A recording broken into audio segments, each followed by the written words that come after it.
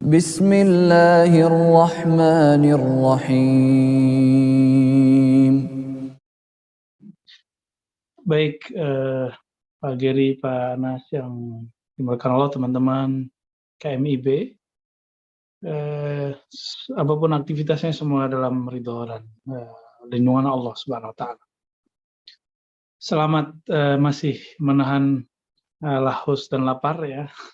Kami sudah berbuka dari jam 6 tadi, alhamdulillah.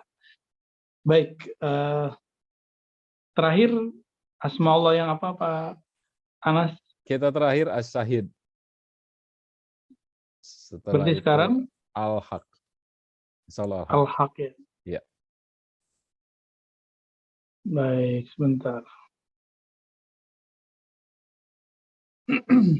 Al-Haq.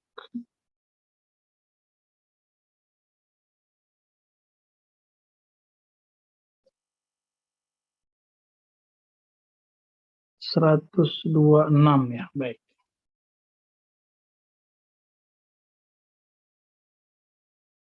Mari kita memulai kajian ini dengan memohon kepada Allah. Semoga Allah SWT membuka hati pikiran kita semua untuk menerima rahasia nama-namanya, karena ini adalah rezekinya arwah, sebagaimana dikatakan oleh Imam Al-Qushairi, jasadmu punya makanan, maka ruhmu juga punya makanan, dan makanan ruh kita adalah al-kasyufat ya, wal ma'arif ya, ilmu-ilmu yang Allah singkapkan, ma'rifat-ma'rifat yang Allah berikan. Al-Fatihah. Bismillahirrahmanirrahim. Amin.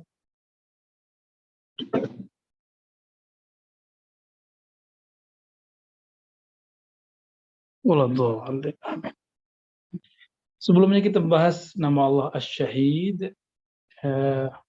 Asy-Syahid yarji' ma'nahu ila al-alim, jadi dia masih sinonim dengan alim. Sekarang kita masuk kepada Al-Haq. Ini teksnya.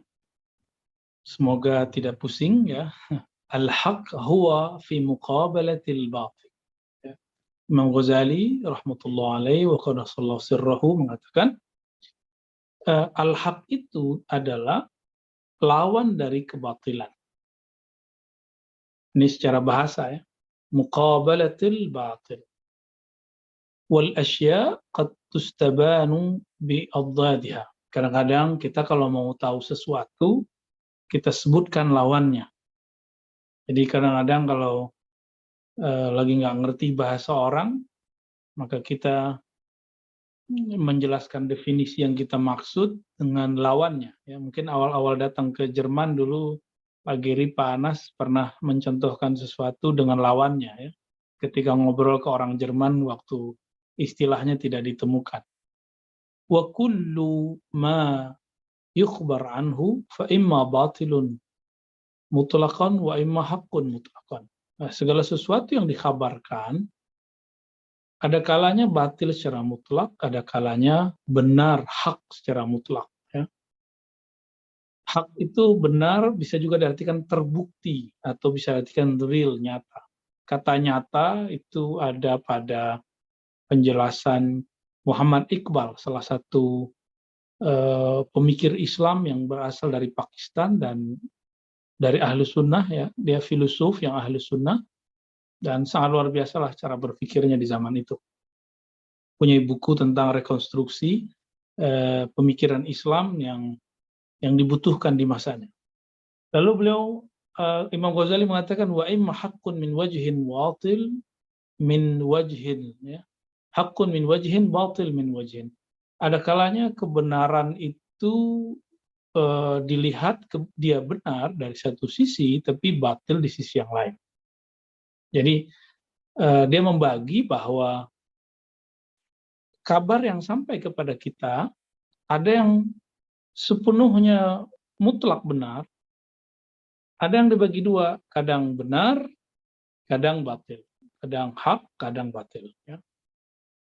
Fal mumtana' bidzatihi wal batil mutlaqan. Ada yang mustahil benar, maka dia batil secara mutlak.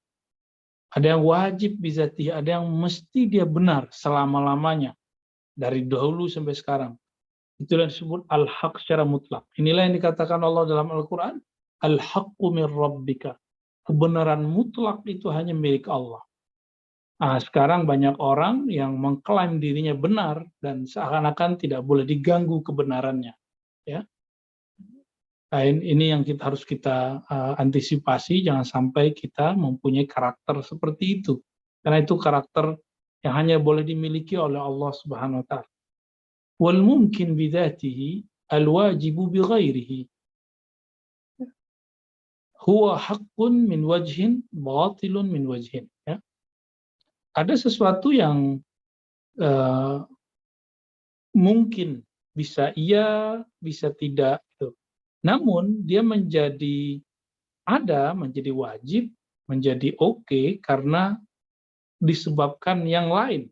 Maksudnya gini, saya ini tadinya tidak ada, tapi karena Allah adakan, maka saya menjadi ada. Kapan Dajjal keluar, kapan Imam Mahdi muncul, kita kan nggak tahu.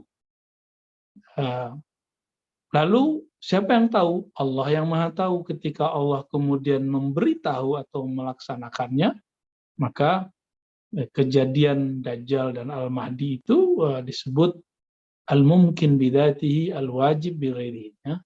Boleh disebut mumkinul wujud, bisa begitu. Ya.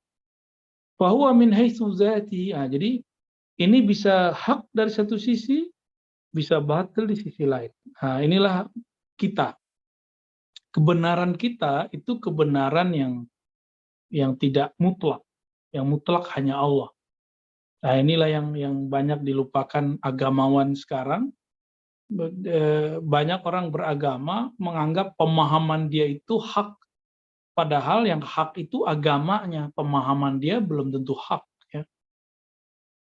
Islam itu hak, tapi cara orang memahami Islam belum tentu hak. Ya. Fahuwa min haitsu dzatihi la wujudalah, fahuwa batil. Ya. Maka dari sisi zatnya sebenarnya tidak ada kalau nggak diadakan, maka itu batil. Inilah yang dikalamkan Nabi ketika Nabi mensyairkan, mendendangkan syairnya Labid, ya. Ala kullu ma khalallahu batil. Ala kullu ma khalallahu batilah. Segala sesuatu selain Allah, ketahuilah bahwa itu batil. Ya. Wa huwa min jihati ghairihi mustafidun lil wujud, fa huwa min hadzal wajh alladhi yali mufidal wujud mawjud. Wa huwa min dzalikal wajh haqqun wa min jihati nafsihi batilun. Ya. Ada yang dari sisi yang lain dia mendapatkan wujud. Kayak manusia, alam semesta ini kan karena Allah berikan wujud, cahaya wujudnya kepada kita dengan kunnya, kun fayakun, maka kita menjadi ada. Tapi pada dasarnya kita ini tidak ada. Wa min jihati nafsihi batil. Sebenarnya kita ini tidak ada kalau Allah tidak adakan, ya. Maka muncullah ayat kullu syai'in halikun illa wajhah. Kullu syai'in, segala sesuatu, ya. Kullu syai'in, segala sesuatu, termasuk kita, halikun, tentu binasa, illa wajhah, kecuali wajahnya. Nah, wajah di situ oleh ulama kita dibagi dua, ya. Wajah uluhiyah, ini bukan uluhiyah versi ahli kalam, ahli orang-orang Asy'ariyah ataupun Wahabiyah, ya. Saya berakidah Asy'ariyah, tapi bukan versi itu. Ini versi ulama-ulama ahli zikir, ahli ruhani. Pertama, uluhiyah. Itu disebut wajah keesaan. Ya, dan yang kedua disebut wajah rububiyah. Keesaan Allah pada zatnya, ya. Kalau rububiyah itu wajah Allah, itu keesaannya pada makhluknya. Esa pada makhluk. Silakan ditulis ya, nanti saya hapus soalnya. Ya. Esa pada makhluknya.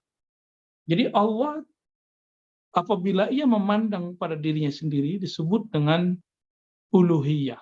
Nah, ini versi kita, beda dengan uluhiyah yang disebutkan oleh sahabat-sahabat kita Salafi atau Wahabi ya. Ini perbedaan istilah aja, istilahnya sama tapi maksudnya berbeda, dan itu tidak termasuk ikhtilaf yang tanakut ya. Ini hanya perbedaan definisi aja. Rububiyah itu keesaan Allah pada penciptaannya. Jadi jika memandang makhluk, maka kita memastikan pasti penciptanya satu. Ya. Dan kalau tidak ada rububiyah Allah, maka alam ini tidak ada. Maka perlulah kata alamin di depannya ada Rabb, Rabbul alamin. Rabb, alhamdulillahi Rabbil alamin. Barangkali ini. Ini halaman pertamanya ya.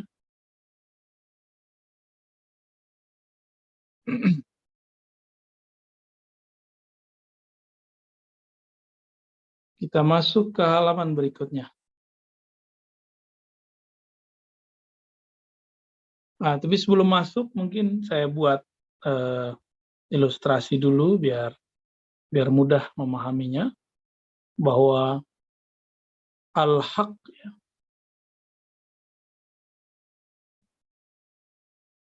al-haq itu ada pembagiannya. Pertama yang wajib, dan itu hanya Allah. Ada yang mungkin ini bisa iya bisa tidak, bahasa kita mungkin. Yang ketiga batil ya, atau mustahil.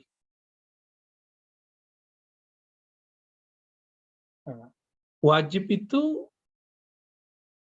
dia hak secara mutlak. Jadi kita sebut dia mutlak.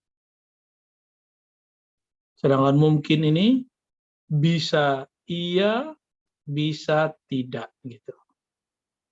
Jika mungkin ini dikaitkan dengan Allah, maka dia menjadi iya, oke. Jika dia dikaitkan dengan ketiadaan, kemustahilan, maka dia jadi tidak ada. Maka dia harus bersandar kepada Allah Subhanahu wa Ta'ala. Ini lebih kurang penjelasan pada halaman ini ya. Semoga bisa diikuti ya.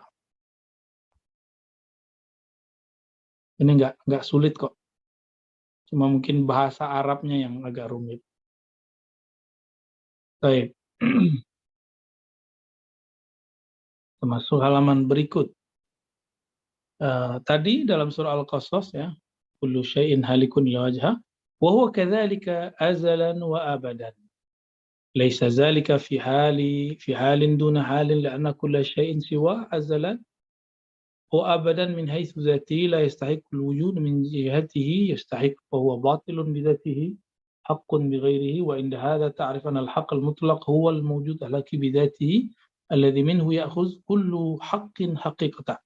Ini penjelasan yang saya buat barusan, bahwa al-wajib, al-haq, al-mutlaq cuma Allah Subhanahu wa Ta'ala. Kita lanjut aja ya.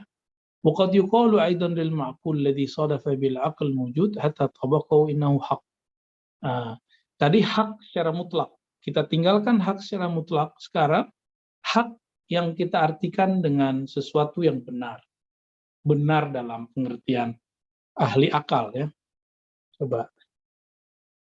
Qad yuqalu aidan lil ma'qul. Nah, sesuatu yang menurut kita masuk akal, alladhi sada fil aql mawjud hatta tabaqa innahu haq. Sesuatu yang bisa masuk akal kita sebut hak, benar. Fa huwa min haitsu dzati yusamma mawjudan. Nah, akal kita bilang dia ada. Min haitsu idafati ila al-aql alladhi adraka wa lama huwa alayhi yusamma haqqan ya. Dari sisi zatnya disebut mawjud, dari sisi bahwa akal kita dapat menangkapnya maka dia disebut hak. Ya, fa idzan haqqul mawjudat bi ayakuna haqqan huwa Allah Ta'ala. Dan itu yang paling berhak kita sebut paling berwujud itu cuma Allah. Wa haqqul ma'arif bi an takuna haqqan hiya ma'rifatullah. Dan pengetahuan yang paling benar ya hanya tentang Allah atau ilmunya Allah. Fa'innahu haqqun fi nafsihi ay mutabiqun lil ma'lumah. Ilmu Allah itu berkesesuaian dengan objeknya, baik sejak masa pra-alam ya, wa abadan dan selama-lamanya. Ulakal ilmi biwujudi ghairihi ya. fa innahu la yakunu ila ma dama dzalikal ghair mawjudan. Ya. Nah, ini saya nggak panjang-panjang di sini, khawatir teman-teman pusing di situ ya. Tapi intinya beliau sedang menyebutkan pemaknaan lain daripada kata hak ya. Waqad yutlaqu dzalika al-aqwal fi qawlu haqqin wa qawlu batilin atau qaulun haqqun kalau menjadi sifat, kalau mudhafun ilaih qawlu haqqin ya. Wa 'ala dzalika fa haqqul aqwal qawlu la ilaha illallah. Nah, kalimat yang paling tepat, yang paling benar adalah la ilaha illallah. Karena kalimat ini shadiqun abadan wa azalan li dzatihi la li ghairihi. Kalimat ini benar selama-lamanya yang berkaitan dengan zat Allah Subhanahu wa taala ya. Fa idzan yutlaqul haqq 'ala al-wujud fil ayat. Yani al-haq itu terkadang juga disebutkan terhadap person atau objek, satu objek ya. Wa 'alal wujud fil azhan atau yang terbayangkan dalam pikiran. Wa huwal ma'rifah yang kita sebut knowledge, ilmu, pengetahuan. Wa 'alal wujudil ladzi fil lisan atau yang wujud pada lisan wa huwa nutuk yaitu logika ya. Yang bisa dijelaskan dengan lisan itu disebut logis. Ini banyak salah penggunaan kata logika, dikira logika itu sama dengan akal. Logika itu yang bisa dijelaskan secara logis, gitu, secara nutqi, secara lisan, dan dia argumentasinya sesuai dengan rasio. Fa'akul asya bi ayakuna haqqan walladhi yakunu wujudu thabitan li dhatihi azalan wa abadan wa ma'rifatu haqqan azalan wa abadan ya. Dan yang paling hak ya, yaitu yang wujudnya sabit, yang tetap pada zatnya, baik secara azali atau abadi, dan pengetahuannya juga hak, baik azali dan abadi, dan syahadah persaksian terhadapnya hak, baik azali dan abadi, wa kullu dzalika li dzatil mawjudil haqiqi. Dan itu hanya ada pada Allah Subhanahu wa taala ya. Lalu kemudian beliau mengatakan tanbih. Nah, bagaimana cara kita berkoneksi dengan nama Allah Al-Haq? Hazzul 'abdi min hadzal ism ay yara nafsahu batilan wa la yara ghairallah azza wa jal haqqan ya. Nah, ini penting. Jadi Imam Ghazali mengatakan cara kita mendekatkan diri kepada Allah dalam bab ini adalah mengatakan diri kitalah yang batil dan tidak memandang selain Allah itu hak. Ya. Kita meskipun hak ada, kita ini kan berada nih secara logika kita ada hak ya. Tapi haknya kita bukan karena kita sendiri yang mengadakan diri kita, tapi kita diadakan Allah. Maka hakun billah, kita diadakan oleh Allah, maka masuk ke bab mungkin ya. Fa innahu mawjudun bihi la bi dzatihi. Sesungguhnya ini ada karenanya, bukan karena zatnya sendiri. Jadi alam semesta ini tidak terjadi dengan sendirinya, tapi terjadi karena dijadikan. Bal huwa bi dzatihi batil. Itulah makna bahwa alam semesta ini pada dasarnya batil. Laula ijadul haq lahu, seandainya Allah tidak mengadakannya. Maka keliru orang yang mengatakan anal haq illa bi ahadit tawilain. Nah, ini mengomentari Al-Halaj sebenarnya ya.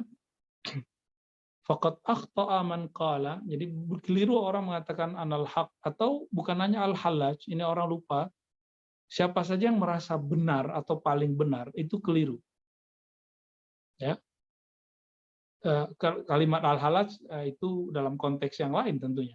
Jadi orang yang mengatakan anal haq, saya benar. Ajaran saya benar, pandangan saya benar. Nah, ini agak berbahaya. Illa bihadit ta'wilain, kecuali dengan dua ta'wil. Ahaduhuma, atau boleh dibaca badal ahadihima, ayya'ni annahu bil haq. Kalau yang dia maksud, dia benar karena bersama Allah. Ya. Tapi ini ta'wilnya baik. La'anna lafaz la yunba anhu, nah lafaznya tidak menyiratkan itu. Li'anna dzalika la yakhussuhu, karena ini tidak mengistimewakannya. Bal kullu syai'in siwal haq fa huwa bil haq.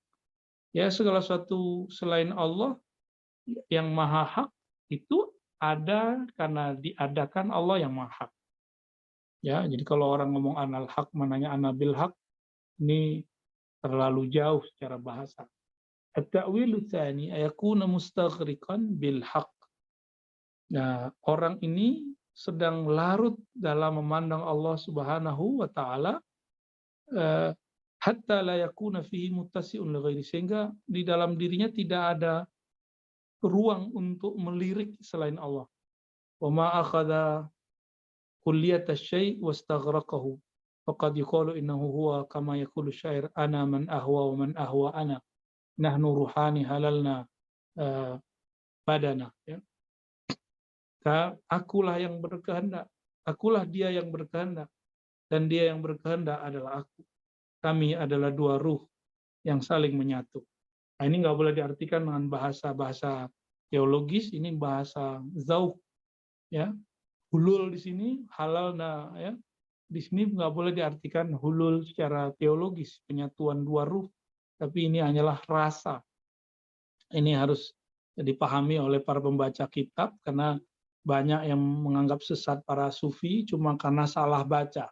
Dia nggak ngerti istilah-istilah sufi, tapi kemudian sok mengerti. Ya, basicnya nggak ada tasawuf, paling cuma ngambil torikoh doang, ya, atau cuma baca kitab-kitab sederhana sudah dianggap ngaji lama. Ini belum tentu, ya. Karena istilah-istilah di kitab fikih, ilmu kalam berbeda dengan pemaknaan istilah, meskipun sama istilahnya kalau ada di kitab tasawuf. Wa ahlu tasawuf lamma kana al-ghalib alaihim ru'yatu fana'i anfusihim min haitsu zatihim kana al-jari ala min asma'illah wa fi aktsar al-aqwal huwa al-haq li'annahum yulahizuna al-dzat al-haqiqiyyah duna ma huwa halikun fi nafsihi. Ahli tasawuf nih, Imam Ghazali ini langsung belak-belakan aja mengatakan ahli tasawuf, ya. Ahli tasawuf yang ghalib pada mereka, yang dominan pada mereka adalah ru'yatu fana'i anfusihim min haitsu zatihim. Mereka memandang zat mereka itu fana. Gitu. Dari sisi zat mereka, mereka memandang diri mereka fana. Ya, fana itu hancur binasa. Tidak ada batil. Maka kanal jari al-lisani min asma'illah, sehingga ya mereka itu yang biasa mengalir dari lisan mereka adalah nama-nama Allah. Apa yang paling sering? Huwal haq, nama Allah al-haq. Karena mereka hanya memperhatikan yulahizun, mereka hanya memperhatikan zat hakiki, yaitu Allah SWT. Sedangkan selain Allah batil, gitu, dirinya sendiri batil. Sedangkan ahli kalam tuh Imam Ghazali bedain loh, ya. Nggak boleh disama-samain. Yang menyamakan istilah ini menunjukkan kebodohan dia dalam istilah-istilah keilmuan, dan itu la yu'tabar, ya, wala yu'tamad, tidak dianggap. Lam lima kanu ab'ad fi maqamil istilal bil af'al, karena mereka ini jauh sekali makomnya ketinggalan pada makom istidlal bil af'al, masih berdalil dengan fi'il, belum berdalil dengan zatnya Allah, ya. Kanal jari al-lisani fil aktsar ismul bari. Maka kebanyakan yang mereka sebut Allah itu pencipta.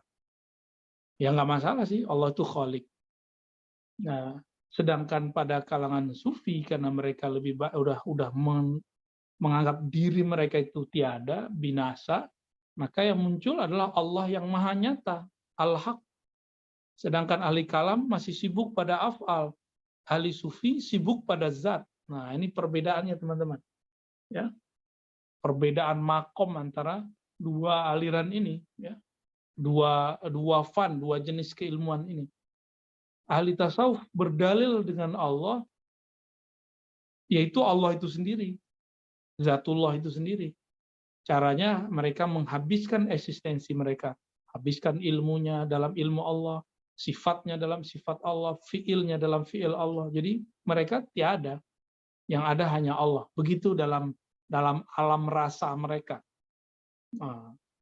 Ahlu kalam nggak nyampe, suuzon, dikira itu ittihad, penyatuan, dikira itu hulul. Inilah yang terjadi, tuduhan kepada Al-Hallaj, tuduhan kepada Ibn Arabi, tuduhan kepada, kalau di kita di Pulau Jawa ada Syekh Siti Jenar ya.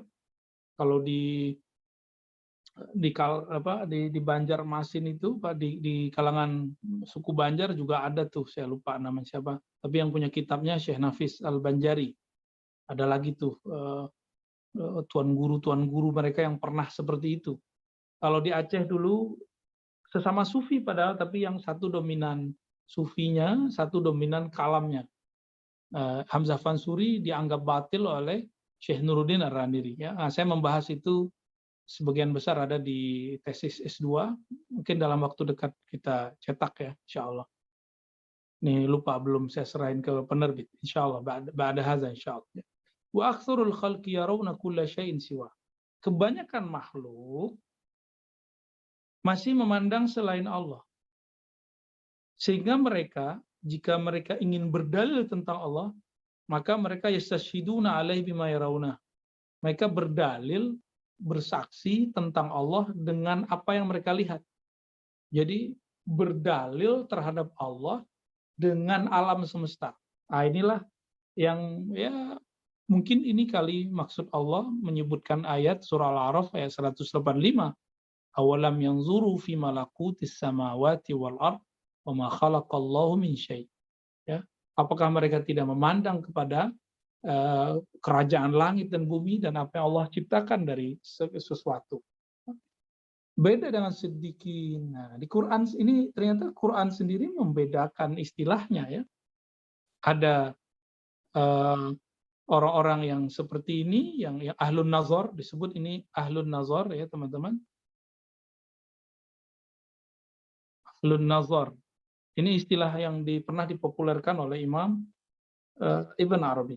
Wasiddiqun, sedangkan siddiqun yang para sufi itu disebut siddiqun, la yarawna syai'an siwa. Mereka nggak memandang selain Allah. Wa yastashhiduna bihi alaih. Mereka berdalil, berhujjah, berargumentasi tentang Allah dengan Allah itu sendiri. Ya. Jadi mereka ketika mengatakan Allah itu ada apa dalilnya? Ya Allah itu sendiri. Ilustrasinya gini. Nikah itu enak apa enggak? Iya. Kenapa? Kata orang, buku-buku tulisan, atau kita sendiri yang melaksanakannya. Ya. Nah itu. Orang bilang madu itu manis. Itu pakai analog, oh manisnya mirip dengan gula tapi beda dikit, kata temen. Atau kita sudah nyoba sendiri. Kita cobain bahwa madu itu manis, baru itu benar. Berdalil bahwa madu itu manis dengan madunya, bukan dengan teori orang lain. Inilah kira-kira perbedaan ilmu antara ahlu tasawuf dengan ahlul kalam. Ini bukan berarti merendahkan ahlul kalam, tapi ahlul kalam ini satu perangkat untuk kita ngobrol dengan filsuf, dengan orang-orang awam, itu perlu. Atau dengan ilmuwan-ilmuwan. Namun jangan berhenti di situ. Kita mesti naik lagi, gitu ya. Wahumul mukhatabuna biqauli. Inilah yang dikatakan dalam Al-Qur'an tentang siddiqun atau para kita sebut sekarang sufi-sufi yang darajahnya tinggi itu.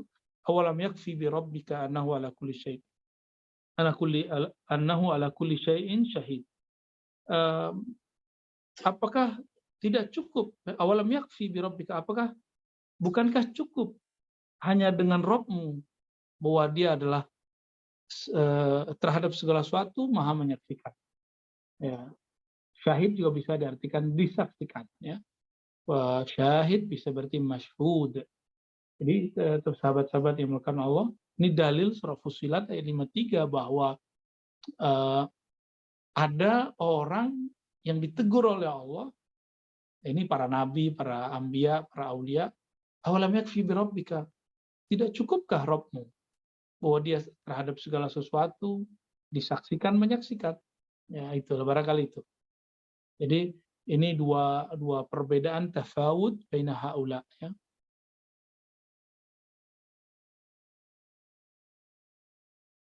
Jadi kalau kita buat semacam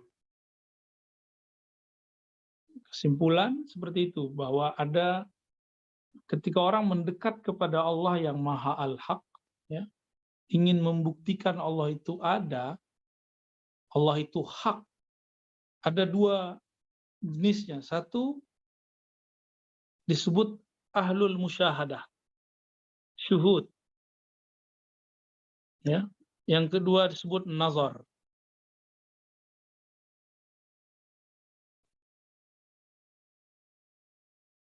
Syuhud ini yang disebut di dalam hadis ihsan. Apa itu ihsan? Engkau beribadah seakan memandang Allah. Gitu. Kalau nazar ini masih menggunakan argumentasi akliyah.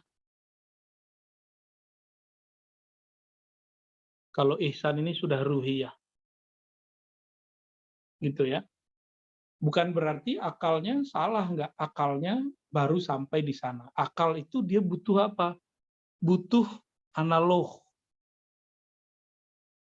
Maka di dalam ilmu akliyah itu ada namanya mantik. Ya, mantik ini kita sebut logika. Di situ ada premis-premis.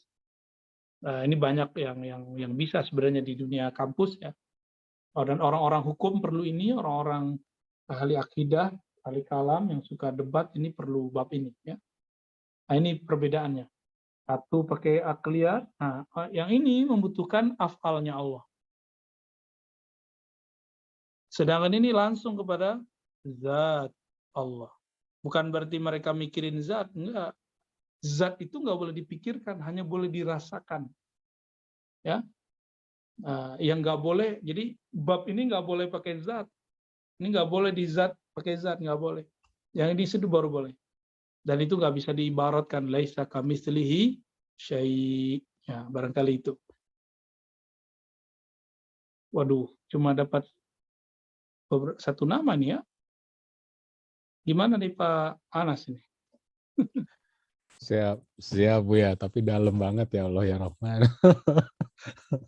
Dalam banget kajian Tapi kita. nyambung ya, bisa connect ya. Insya Allah. Cukup jelas dan alhamdulillah koneksi kita cukup stabil malam ini, alhamdulillah. Koneksi itu stabil. Ini berkah Ramadan nih bisa cepat memahami. Oke.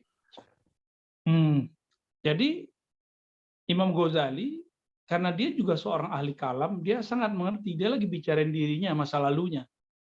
Itulah yang dia sebut ahlul kalam, gitu ya. Kemudian dia bercerita tentang pengalaman terbarunya, ahlu tasawuf. Nah, ini dia. Jadi seharusnya ahlu kalam itu dia progres lagi, nyari lagi, jangan berhenti, jangan sok-sokan lah dengan akalnya, kira-kira begitu ya. Waduh, udah baru nyampe segitu nih Pak. Yaudah, cukup dulu. Baik, kita ikut Bu ya. Udah mau jam 10 soalnya. Siap, Tanya betul. jawab aja lah. Siap Ya, Bu ya. barangkali itu. Sebelum ditutup, saya kemudian ingin menjelaskan bahwa fenomena seperti Al-Hallaj ya, itu fenomena ahli tasawuf, tapi kemudian dibawa ke ranah yang bukan sufi. Al-Hallaj itu beliau sangat-sangat bagus sebenarnya, bahkan disenangi kajiannya oleh para ulama di zamannya, tapi kemudian ada yang iri dan dengki kepadanya. Suatu kali ada satu kitab dia judulnya Al-Hajj, tentang Asrarul Hajj. Dulu kan tidak ada copyright, nggak ada hak cipta, maka kitab dia ini kemudian disalin oleh orang yang kita tidak tahu siapa itu orang. Salinannya kemudian diisilah sesuatu yang bukan kalam dia, bahwa berhaji, berwukuf cukup di kamar, di atas sajadah, tidak perlu wukuf di Arafah, kira-kira begitu, sejenis atau kalam sejenisnya. Lalu dipanggillah Al-Hallaj ke mahkamah di pengadilan, hakimnya nanya, Hallaj, benarkah ini karyamu? Hallaj mengatakan, oh benar, kalau Asrarul Hajj itu karya saya. Tanpa ada pembuktian, ada cross check, langsung diputuskan hukum mati baginya. Itu salah satu riwayat. Ada 3 riwayat mengenai kematian Hallaj, tapi itu yang bisa saya sebutkan hari ini, yang malam ini. Dan lagi-lagi ada unsur-unsur politik ya. Jadi karena waktu itu penguasa di masa Al-Halaj tertarik dengan kajian-kajian dia, dan ada yang kebakaran jenggot, lalu dia dipolitisasi. Itulah kriminalisasi yang sejatinya. Itu terjadi pada ulama-ulama sufi yang dahsyat. Kalau saya Siti Jenar, saya punya pandangan lain. Kalau beliau itu bukan dieksekusi oleh para wali songo ya, tapi justru diselamatkan. Karena kalau kita lihat buku-buku tentang Wali Songo itu tentang Syekh Siti Jenar banyak versi, saya tidak bisa memastikan mana yang sahih. Ala kulli hal kita cukup mengatakan orang seperti Sunan Kalijaga, para sunan-sunan itu mengerti makomnya Al-Halaj, tapi kemudian mereka menyelamatkan Al-Halaj dan menyelamatkan umat. Gitu. Mungkin di masa itu belum pas diceritakannya.